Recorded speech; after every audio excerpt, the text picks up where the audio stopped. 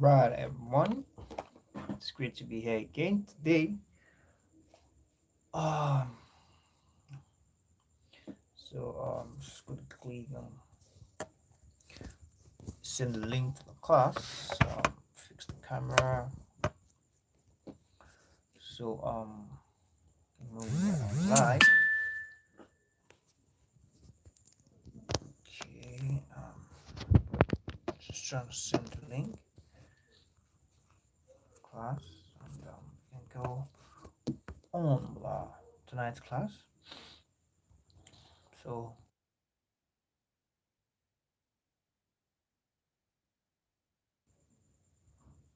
we have that the link has been shared to the class. So we just go ahead and wait for them. Just go ahead with one or two things while we wait for them to join. So this is the classroom for the course Industrial Organizational Psychology, and this is our second class so far. Um, in our previous class, we spoke about a lot of things, among which is the subfield of psychology. Spoke about the goals of psychology. We um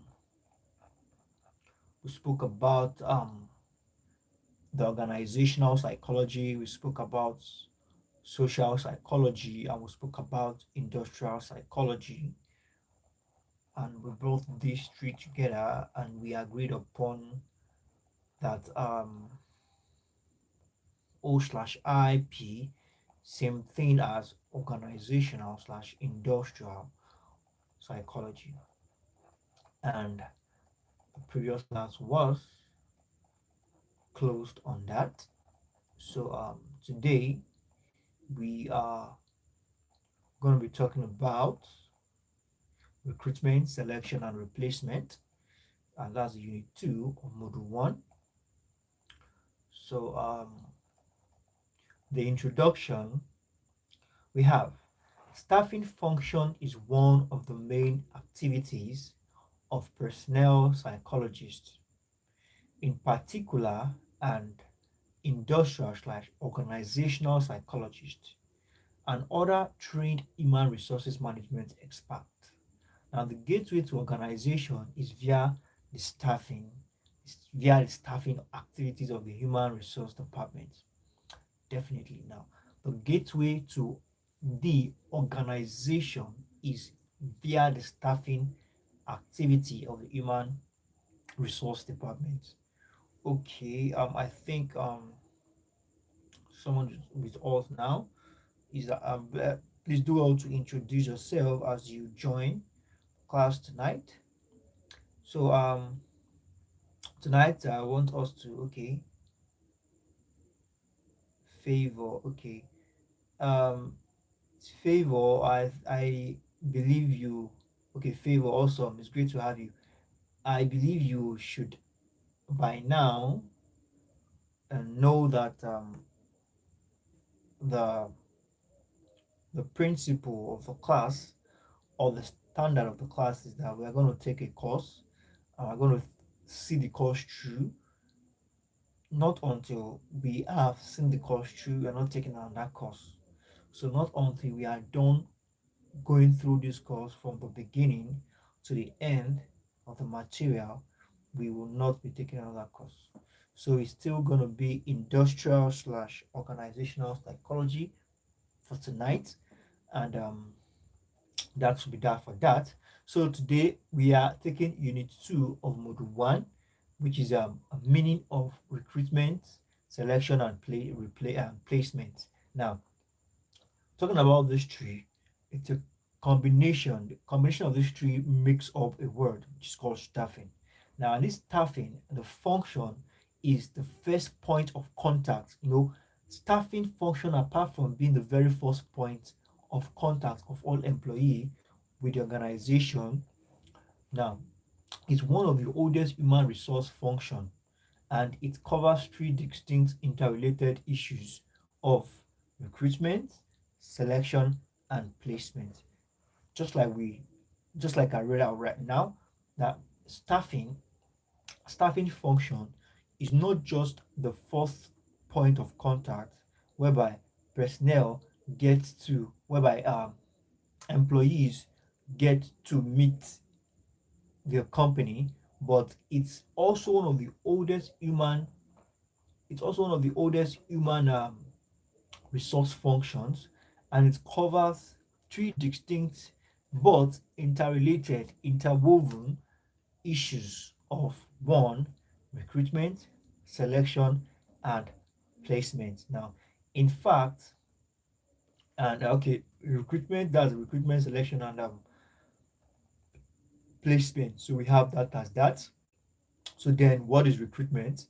Recruitment, this is not exactly the same as selection. Now, what is recruitment? Recruitment is not exactly the same as selection. Recruitment simply means the process of seeking and attracting a large pool of likely knowledge, skills, talent, and exercises for consideration for appointments.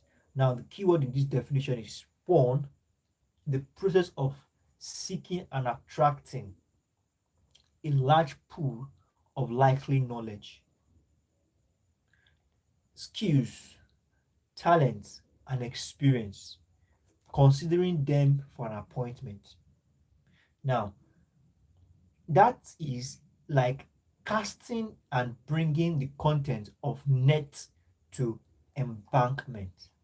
Now, recruitment is the process of seeking and attracting a large pool of likely knowledge, skills, talent, and experience for you to consider them for appointment. Now, how do you get to attract this pool of likely knowledge? One, by advertising in various media. That's how you get to attract this pool of likely knowledge. You get to advertise in various media. You use newspaper pages, professionals, you use referrals, you use word of mouth, you use journals, you use magazines, employment centers, scouting. Scouting is trying to get in football it's called we know scouting as agents going out there looking for talents they can employ or hire or invest in their career. So we have internet platform and unsolicited applications. So we have that as that. So recruitment is only one of the steps involved in staffing. It's just one step. We have other steps in staffing. Let's not forget we said something about recruitment, placement, and recruitment, selection, and placement. So we've spoken about recruitment, which is just one out of the three. So we have the second one as selection. Now, let's not forget all these three are interwoven and they make up the term staffing. So we have selection. Selection, on the other hand, means determining among the so recruited the best possible and for the advertisement. Now you've advertised by recruiting, you bring them together, you've gotten the particular set of people you need. Now, for you to now select them requires you to determine among these people you have attracted the best possible option for the position you want to fill. So that is selection.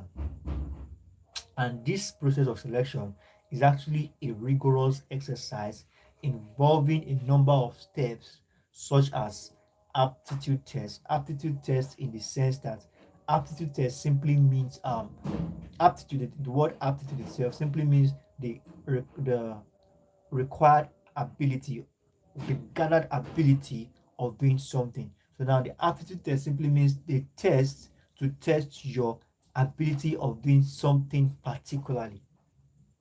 Let's not forget we're talking about selection. We've spoken about recruitment. We are now talking about selection. And we said recruitment, selection, and placement there are three powerful words and these three powerful words makes up a word called staffing. Now, we've spoken about player recruitment. Now, selection now is we are made to understand that after you have recruited, after you have attracted the pool of specific knowledge you need, then you now have to go through the rigorous process of selecting the best hand for the job. And this process is a very rigorous process that includes things like giving aptitude tests, interviews, reference check, and medical tests. So somebody can actually pass the aptitude test, pass the interview, pass the reference check, and fail when it comes to medical tests. So all these things are important for you to get the, the required hand to fill the position. So now we have placement, which is the last one. Now it says the this only involves putting the right worker on the right job. That's what placement is all about. That is putting the round peg in a round hole. Exactly. That's what placement is all about. So now that you have recruited, you selected, then you now place the right person in the right position. Then you can then say you have completed the process of staffing. Now, this can be by giving interest, personality investors in determining the area of interest are best fit for them. Now, placement in the sense that you are placing the right person to fill the right position. So we have that plus that. So we move to the next one, which is recruitment. Now, every organization has what could be described as optimum skill requirement.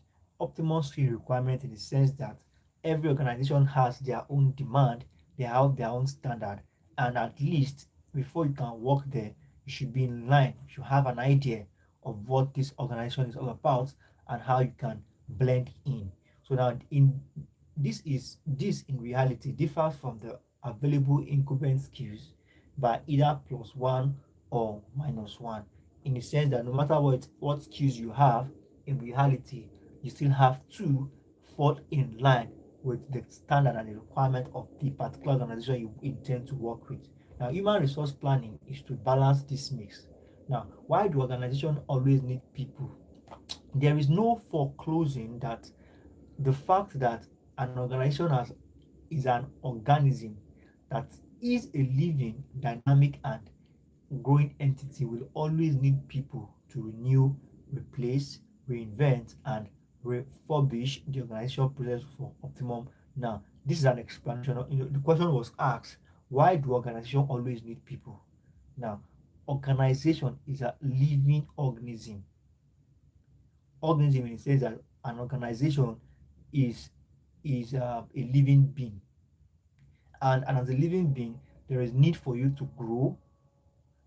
One of the qualities of a living being is dynamic, means it is change, it's subject to change.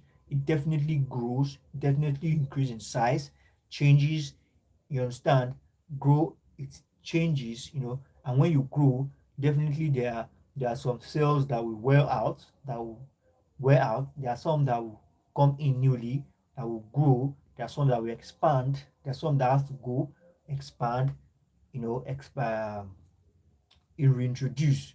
So all these things are the reasons why people are required in an organization, so that by the time some persons are let go, some persons are promoted, some persons are brought in newly, all this is done in order to achieve the optimum performance of the organization. So now, then we now say in practical and specific term, organization need people periodically for the following listed reasons. One, because of death of employees, death of some dearth of some skills, poor funding of training function, retirement, sack, turnover, expansion in business, new technology, acquisitions, diversities, new ownership and structure. So all these things are reasons why definitely an organization will need new people from time in and time out. So we have that as that. So we then say recruitment is a deliberate effort involving serious and concerted planning and budgeting to anticipate costs at every stage of recruitment and selection. Now, The keyword here about recruitment is that recruitment is a concerted planning and budgeting, anticipated cost at every stage of recruitment. Now, planning the recruitment program involves the following. Are we together?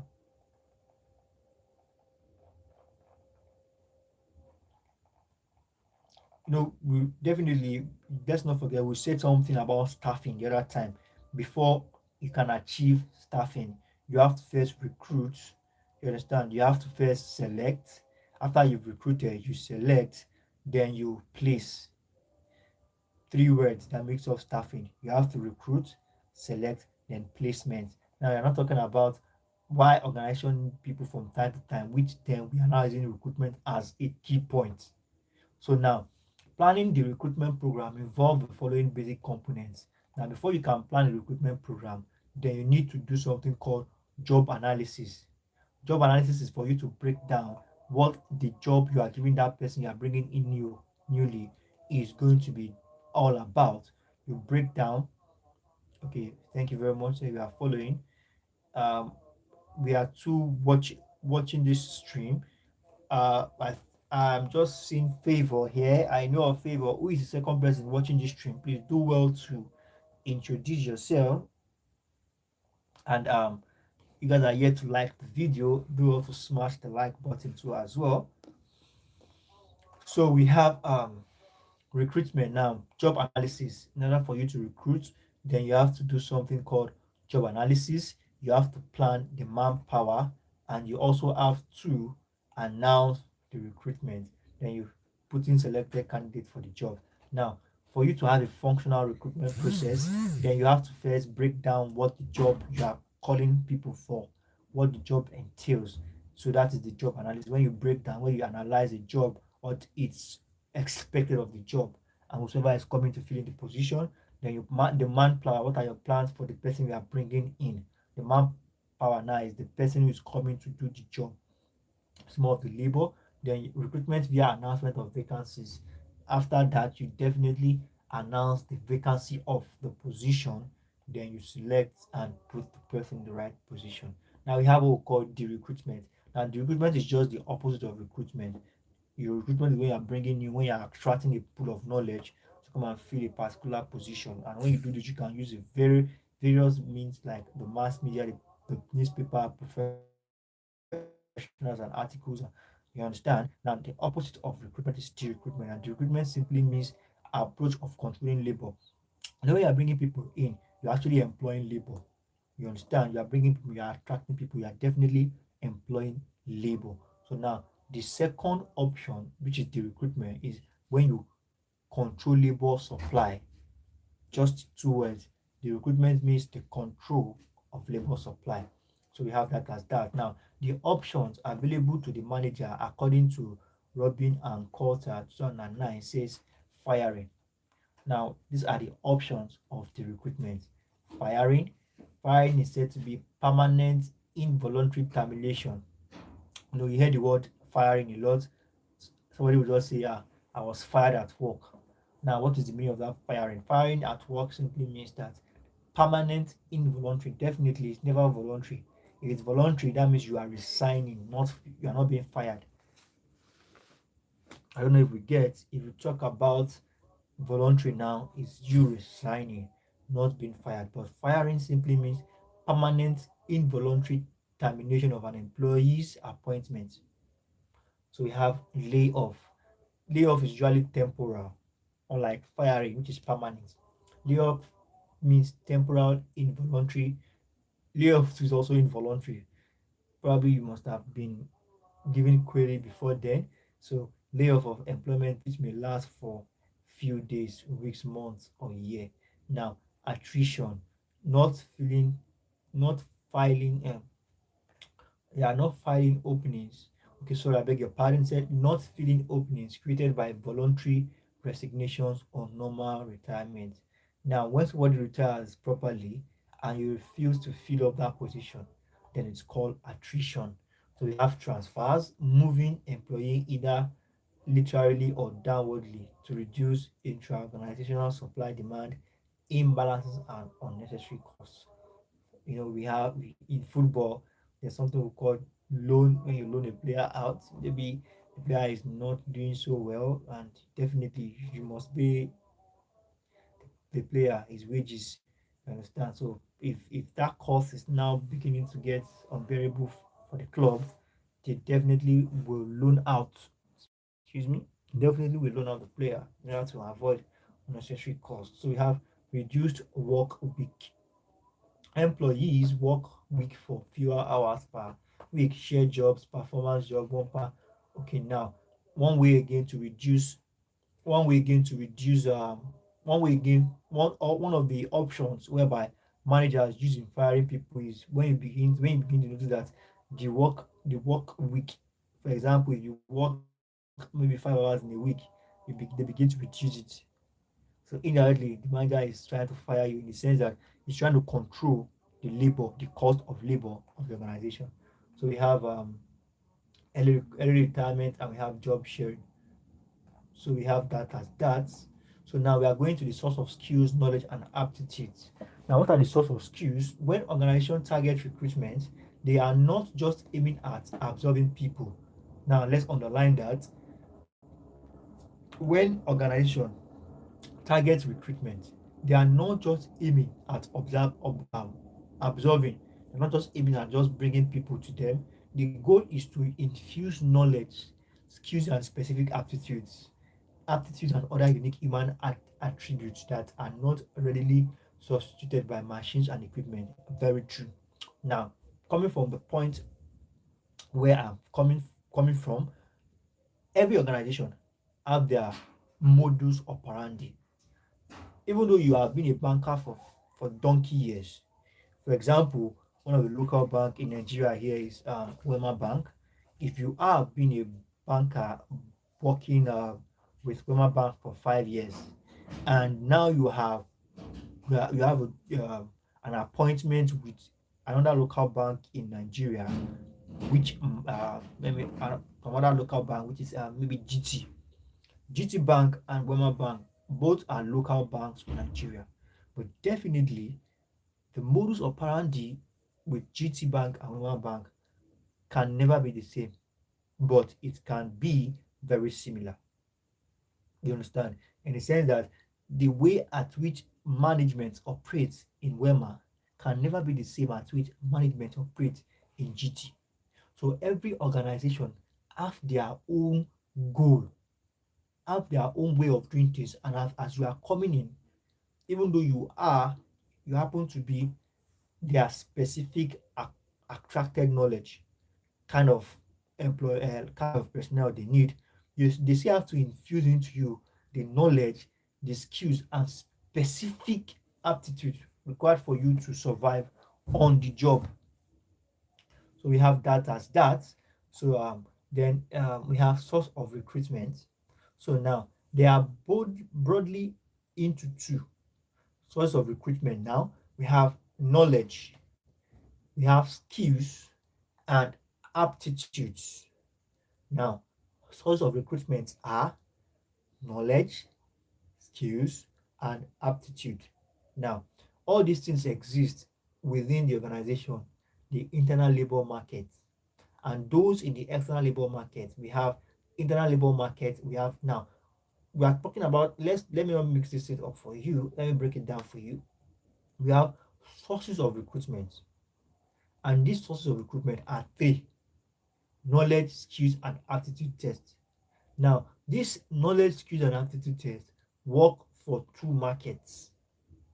We have the internal labor market and we have the external labor market. Now, this internal labor market source include transfer, promotion, job rotation, recommendation, training, and etc. Now, this external has to do with labor market that sources include unsolicited application, recommendation, present employees, workings, refire, employment, redundant worker, labor union, poaching, job fair, scouting, and nepotism and leasing. Now, let me explain this. Source of recruitment, sources in the sense that how does recruitment happen? How does recruitment comes by? Now, recruitment happens through two means. It could either be internal or it could be external. Now, this internal has to do with when you transfer. Just like we have Wema Bank in Nigeria, we have Wema Bank in Abuja, Wema Bank in Lagos. So if Wema Bank in Lagos requires another staff, the one at Abuja you can transfer in order to fill up the shortage. But external is quite different. External might do with recommendations from probably some other persons, a manager, or walk-ins, referrals, or through proper employment. So we have that as that. So we have method of recruitment. Now, recruitment simply means the process of seeking and attracting large pool of likely skills for consideration for appointment. Now, the moment it is decided that new hands are required to man vacant job position in organizations, various approaches and methodologies can be used to notify and attract public about job openings. Now, this is done through advertisements in various medias. Now, using employment centers, internet, and unsolicited application. Now, methods of recruitment, we have employment centers, employment centers, internet, and unsolicited applications. So the three, you know, done through advertisement. Okay, now method. Okay, now basically, so the method for recruitment is basically advertisement, because that is the only way you get to attract people. Definitely, you have to say something about the opening and the vacancy, then you attract people. And how do you attract people? You do this through printed and electronic means, maybe employment center, internet, and unsolicited applications. So we have that as that. So we said something about selection, bringing in, it's a rigorous process, and it's all about bringing in the right person to fill a particular position. And to do this, you have to go through the process of giving them tests, be sure that this is they actually what they claim to be, and that is that as that. So we have stages in selection. There are at least, depending on the size and nature of the organization, budget and number of applications showing interest in the available position. 9 stages in selection process.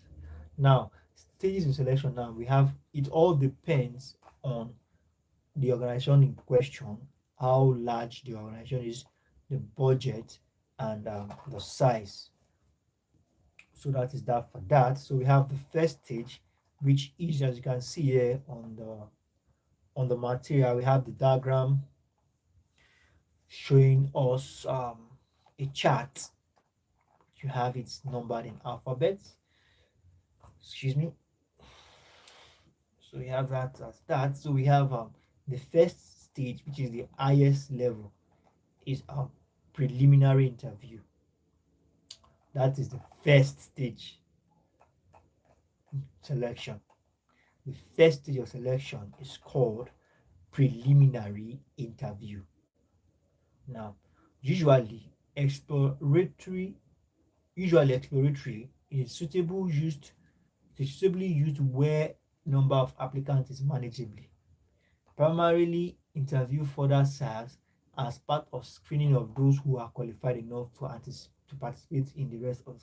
Okay, now preliminary interview is good when you have just few people coming for that interview. Is when you have just few people. This option is best when you have just few people you are interviewing. Now we have application blank, thoughtfully designed with attributes required on the job in mind. Relevant biographic data are also obtained through the blank. It is useful for subsequent interview. Now the blank has to do with more of collection of data.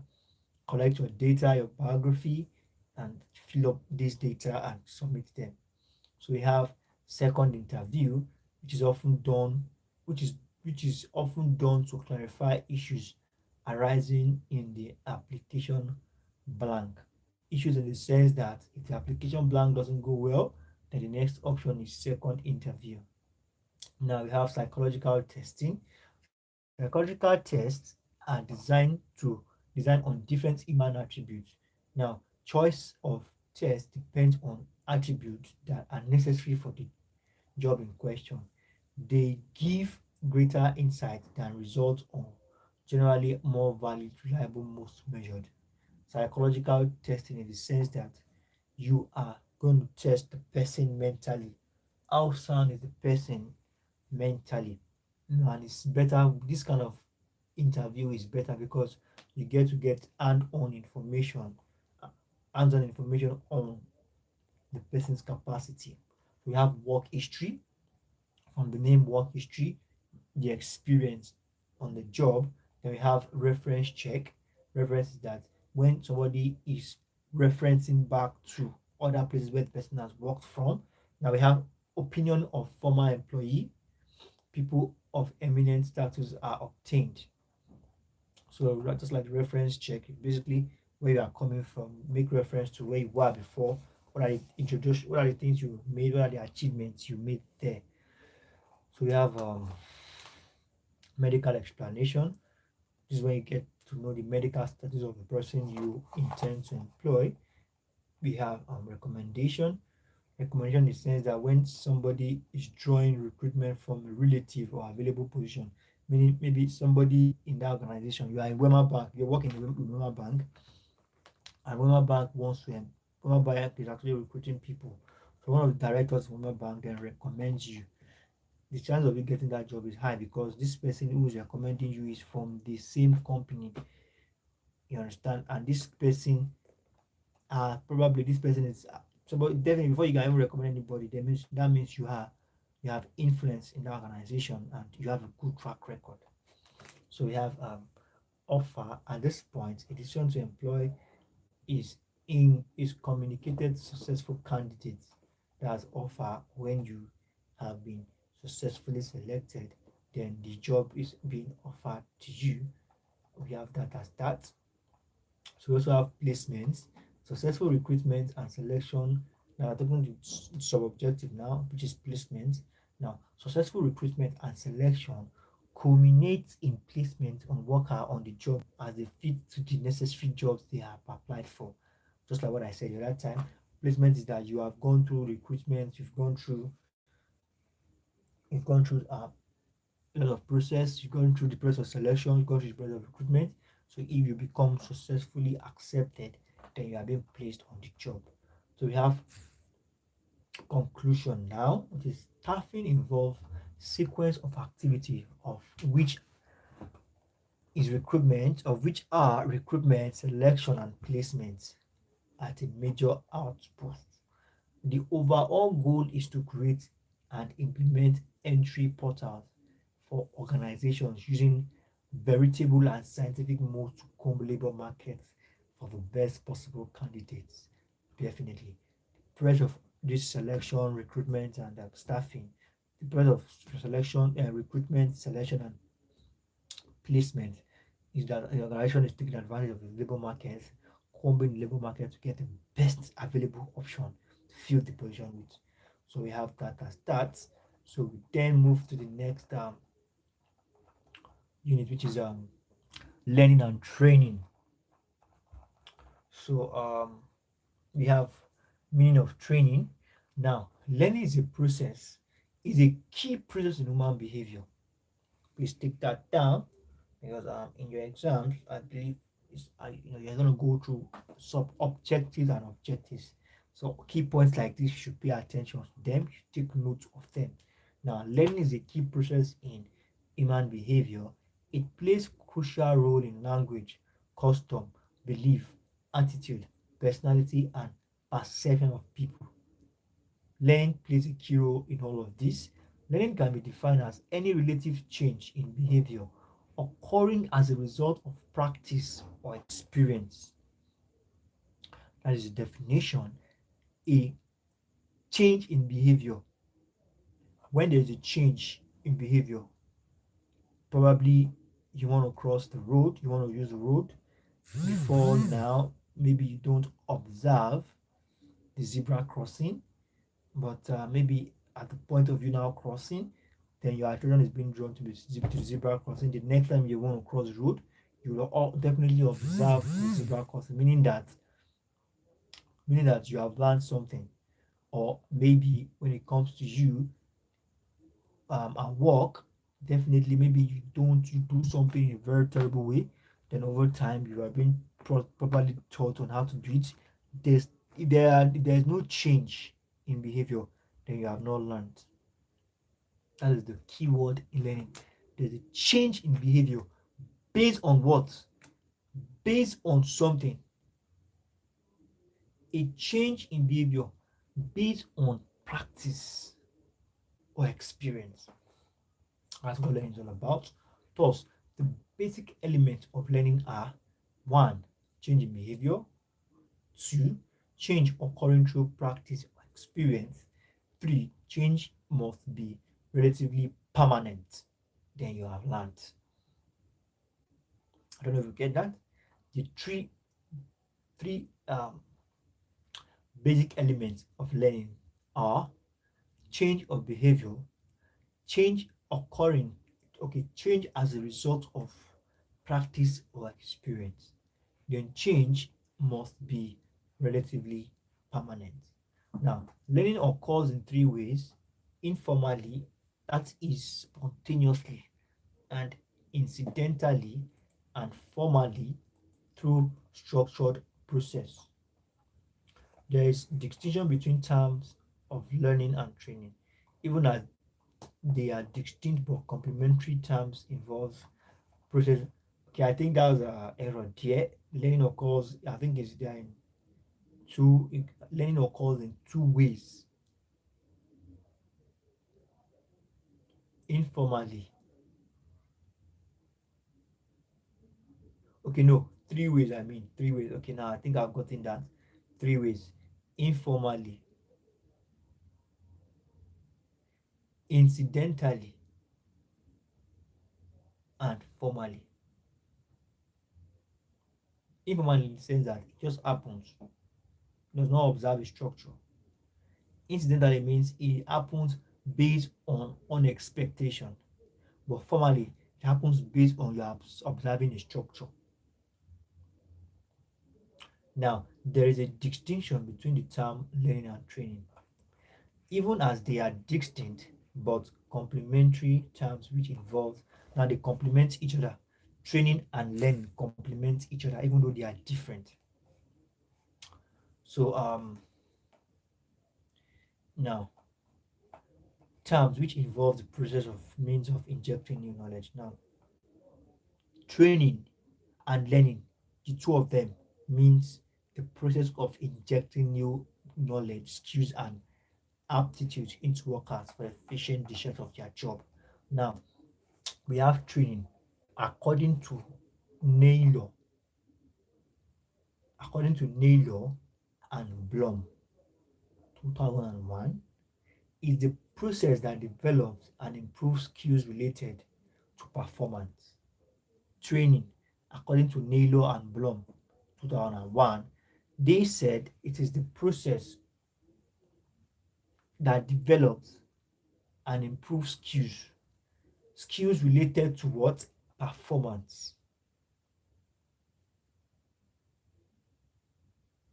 Now, Cashew also said, Cashew 2006 says training is consisting of planned programs designed, I think I'm going to increase my power a bit, consistent program planned designed to improve performance at the individual, group, or organization level.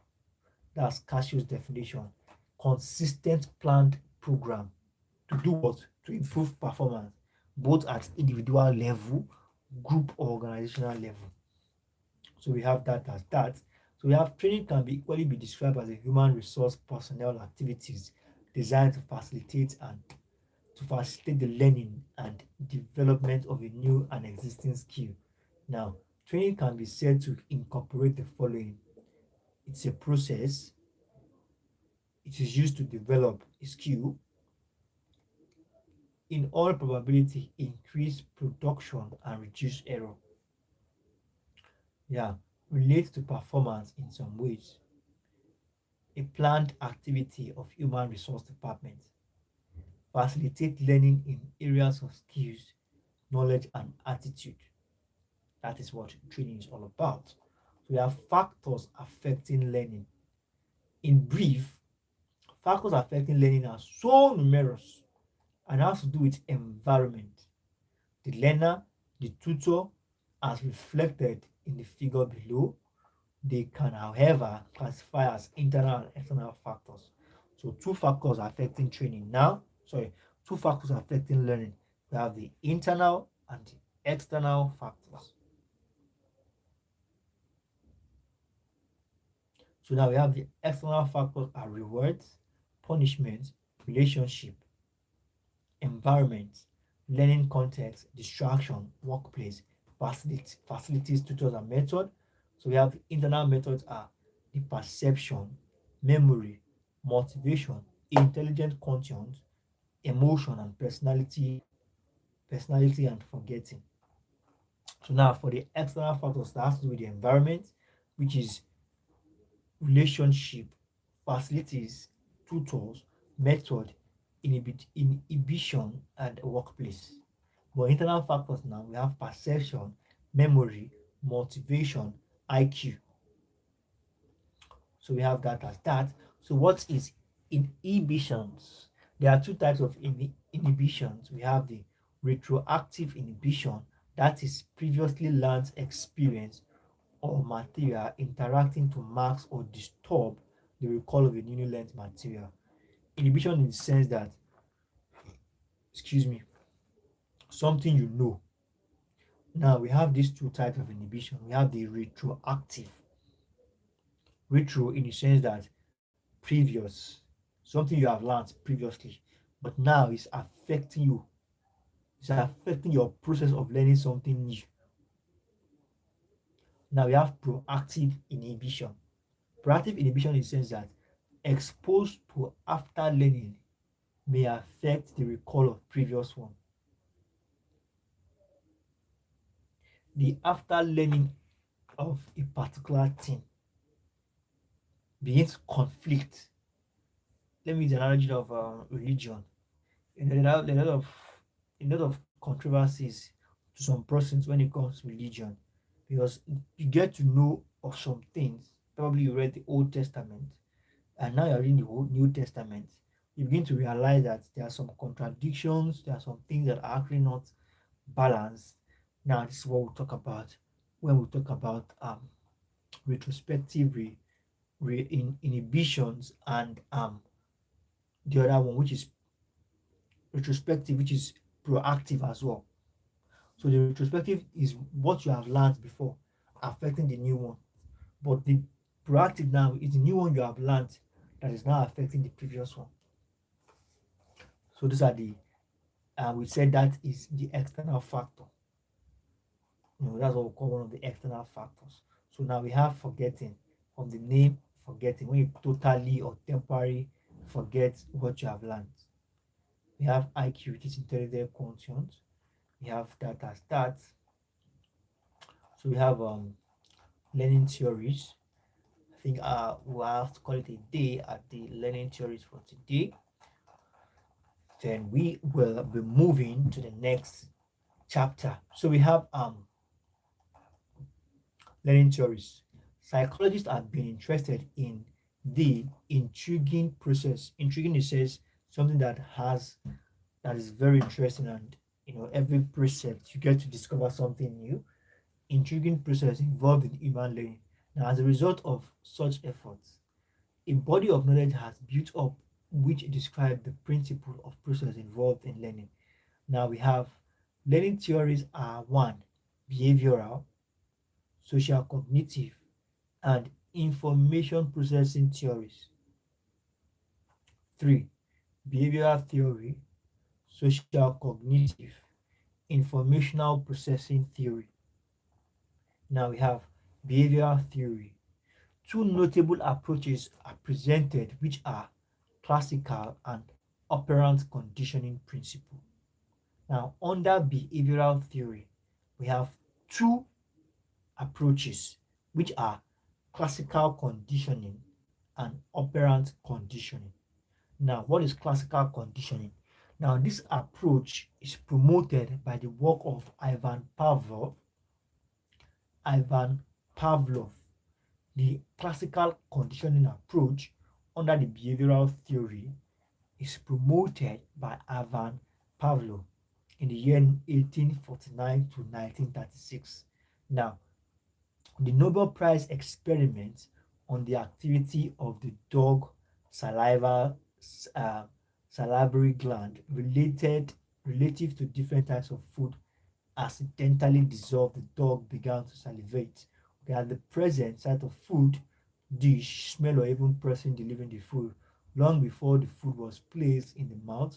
Okay, the initial puzzle was why do salivation? Now, there's a research that this man did, and the research is about why dog salivates at the sight, smell, or delivery of food. Now, the initial puzzle was why do salivation through a reflex response, which is largely involuntary and automatic response to an external stimuli, occur at the mere sight of food? Now, the interpretation is neither inborn or biological, but acquired through experience and a formal learning. A major revolutionary discovery about the principle of human learning has been made. Now, this type of learning was described by Pavlov as the classical conditioning. Classical conditioning now means that when you learn something over time, this thing that you have learned is not inborn and it's not biological, but you acquire it through experience and formal learning, then it is known as classical conditioning. I don't know if you get that. Classical conditioning is learning that occurs when neutral stimulus, NS, becomes paired with unconditioned stimulus, UCS, to elicit a conditioned response, which is CR. The learning scheme can be presented in three stages. Stage 1, which is unconditional stimulus, to unconditional stimulus, which is UCS, to UCR. Then stage 2, we have the UCS plus NS to UCR. Then we have the CS to CR, meaning that classical conditioning is learning that occurs when NS, NS means the neutral stimulus, becomes joined to unconditioned stimulus, which is UCS, to elicit a conditioned response, which is CR. Bottom line of this is that when you learn something over time, for a long time or period of time, then it becomes a part of you. Then this is called classical conditioning. A continuous conditioning of something, then it becomes a part of you. So we have that as that. So we have the operant conditioning. Now, what do we mean by the operant conditioning? Classical conditioning has the power to affect emotion, attitude, psychology, health, but could neither explain how behavior is learned or elicited. Very true. It only works on behavior that are automatically triggered. Now, classical conditioning, the consequences of behavior response are not focused. Okay, now this is the major point of departure. Now, operants learn to solve puzzles. I don't know if we are together. Operants learn to solve puzzles. A structured puzzle boxes in which cats learn to either press lever or pull a string in order to get a food. This is an illustration of operant conditioning. Now, the food now is a reward. In other compartment, now the cat pushes, tries to climb, dig the floor. Over time, learns to press the lever that gives access to the food. Because performance, which was by trial and error, improved slowly over time by gradually eliminating responses that failed to open the door. Thorndike concluded that animals did not learn by insight, but through process called instrumental learning. This is operant condition. Now, this means that the cat acts in such a way to obtain an outcome, reach the food, trial by error. During that process of trial by error, every process that did not get him to success, eliminates it. Just like what Thomas Edison did. He said he didn't fail 999 times. He said he only tried something that didn't work and changed 999 times. Because the moment you try it and it didn't work, you won't repeat it second time. You try something else. If it doesn't work, you don't try that same thing. Try something else. If it doesn't work, another the circle keep going. That is what is operant conditioning. Now, he proposed the law of effect, which states that I am a given situation, a response followed by a satisfying consequence will become more likely to occur. Now, operant condition, according to him, is the means by which organisms achieve personal adaptation to environment. That's another thing you should take down. According to Thorndike, it says operant conditioning is one means by which organisms achieve personal adaptation. So we have that as that. So we have schedules of reinforcement, which is continuous schedule. We have I think where is the schedule of reinforcement coming from? Okay, now we have okay, let's just quickly take this. Operant conditioning works on the principle of strengthening or weakening of responses by use of reinforcement, which can be either positive or negative. Now, operant conditioning works on the principle of strengthening and weakening by use of reinforcement, which can either be positive or negative. Positive or negative. So we have if you tickle a baby and he or she smiles, the probability that you will further tickle the child increases. Talking about reinforcement now, that is he or she smiles increases the increase in smile is now becoming a strength. Likely you will tickle the child. The smile is positive reinforcement. On the other hand, if a little boy is upset and crying and you hug him and he stops crying, the removal of crying is negative reinforcer and the process is called negative reinforcement. Then, because taking away crying is hugging increases and also likelihood that you will hug him if he cries in future. So basically, reinforcement is just a response to an action, a response to a situation. So you get to determine if it's going to be a positive or a negative one when the response is taken. So we have whereas reinforcement, positive or negative, strengthens behavior. Definitely. Punishment weakens behavior. Excuse me. Reinforcement is important as a way of increasing desired behavior or decreasing undesired behavior. Let's take that again. Reinforcement is important as a way of increasing desired behavior or decreasing undesired behavior. Now, various schedules for reinforcement are available and varied efficacy. Now we have schedules now for reinforcement. Now we have continuous schedule. From the word continuous, it's consistent, consistent way of responding to an action. It is useful to establish behavior in a conditional operant conditioning process, which after which may produce negative outcome. Now, the individual exposed to continuous reinforcement may become suffused and reduced to stopping to responding favorably. So, just from the word continuous, we have interval schedule, which is reward is given at specific interval.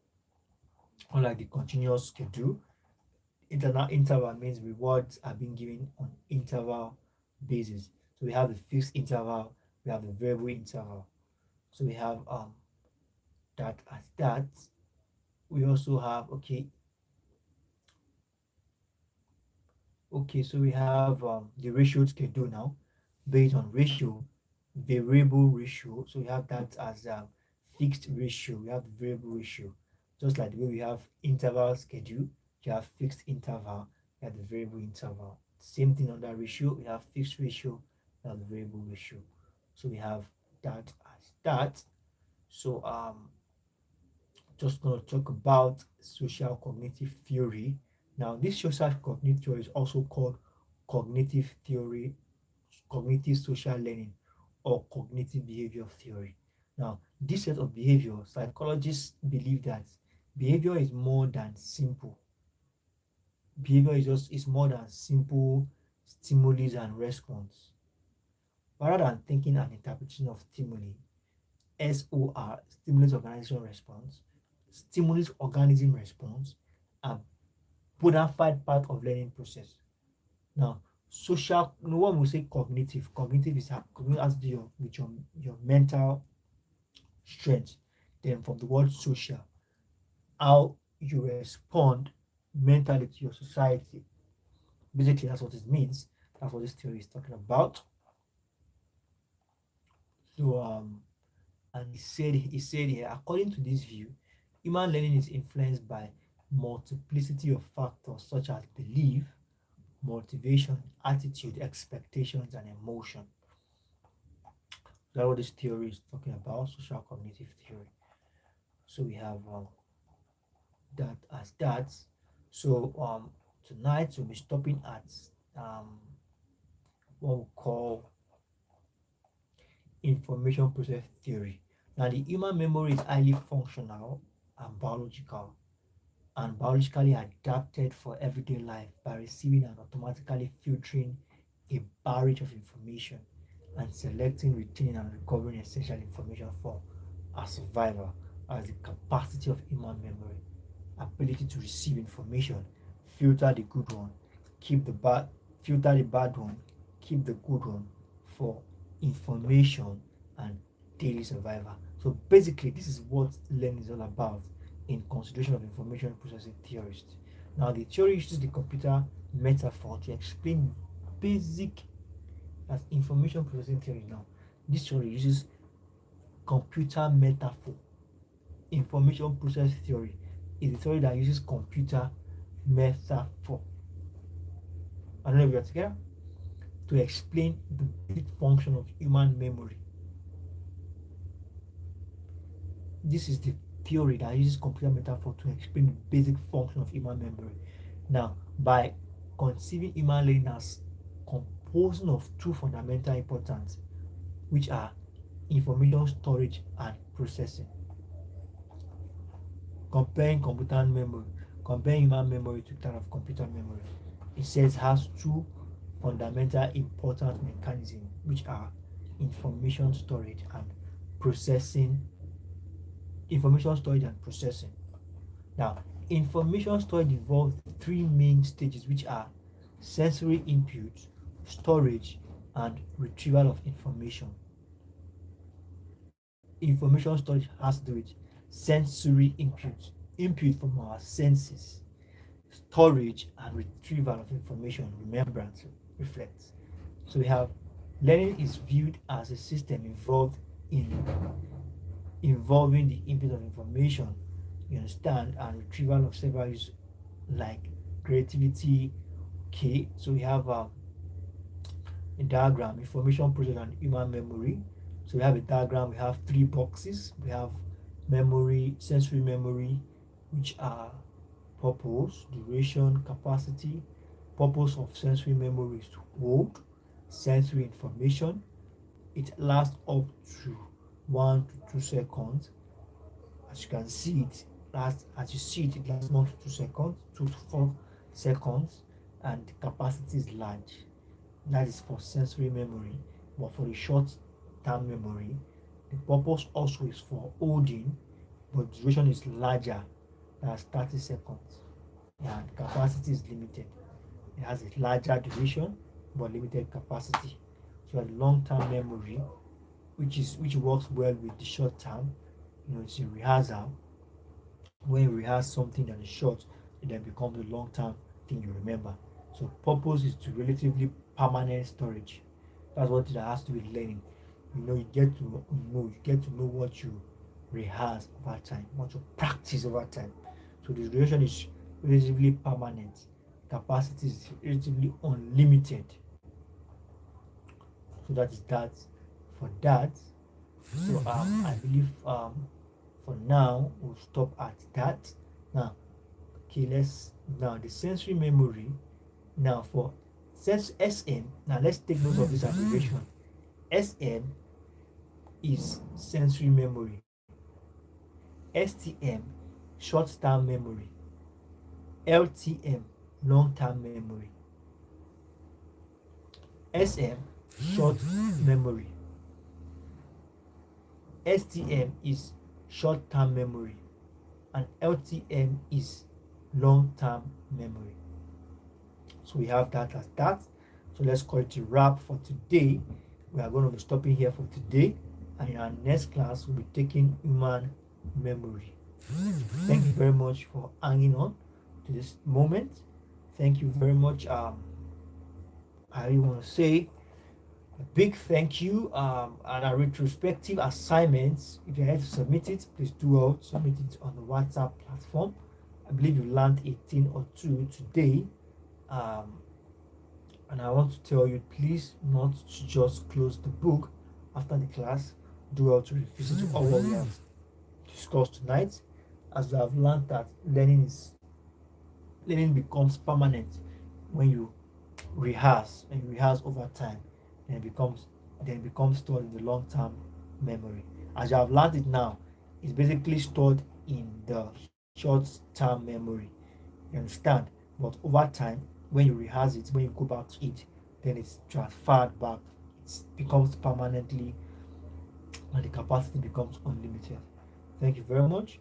I look forward to see you in the next. Oh, thank you. Today's class is awesome. Thank you very much for the feedback. I appreciate the fact that, but you are here to smash the like button in this favor. Why have you not smashed the like button? Nevertheless, thank you very much for sticking around. I look forward to seeing you in the next class. Bye.